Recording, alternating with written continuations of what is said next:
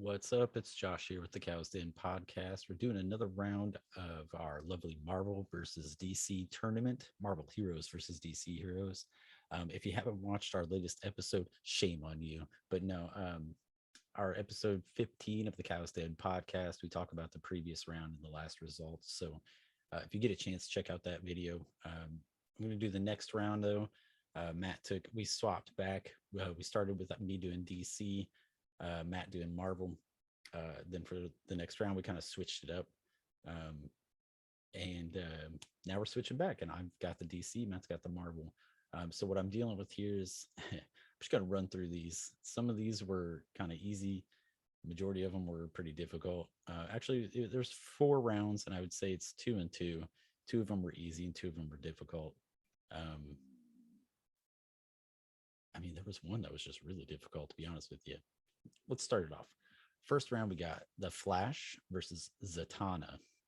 Now, Zatanna is a very, very powerful wizard, witch, whatever you want to call her.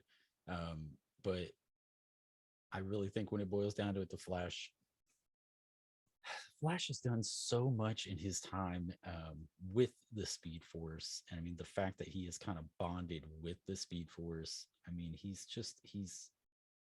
he's on another level. I sincerely feel like Zatanna wouldn't be able to pull out a spell that would do enough damage to stop the Flash. So I had the Flash winning that one. It's just a personal thing. The next one is definitely the hardest one that I had to do. And I'm sure if Matt watches this video, I'm going to catch a lot of crap for it on the next episode. So the next one is Dr. Fate versus Wonder Woman.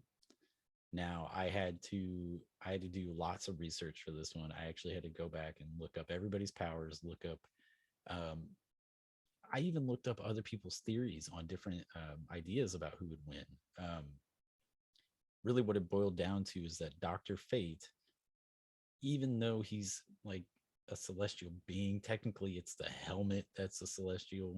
It's there's people that argued the strongest version of Dr. Fate would just destroy the strongest version of Wonder Woman.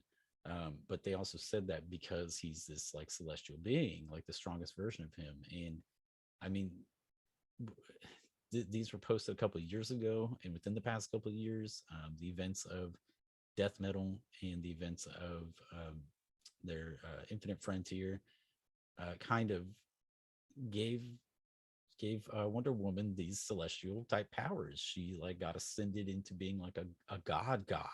So she's on another level now too. And it's like what it boiled down to was that Dr. Fate, even though technically he is a celestial, even though technically he is invulnerable and cannot be destroyed, technically the body that wears the Dr. Fate helmet can be destroyed and can be killed. So he may not lose the war, but he would lose the battle.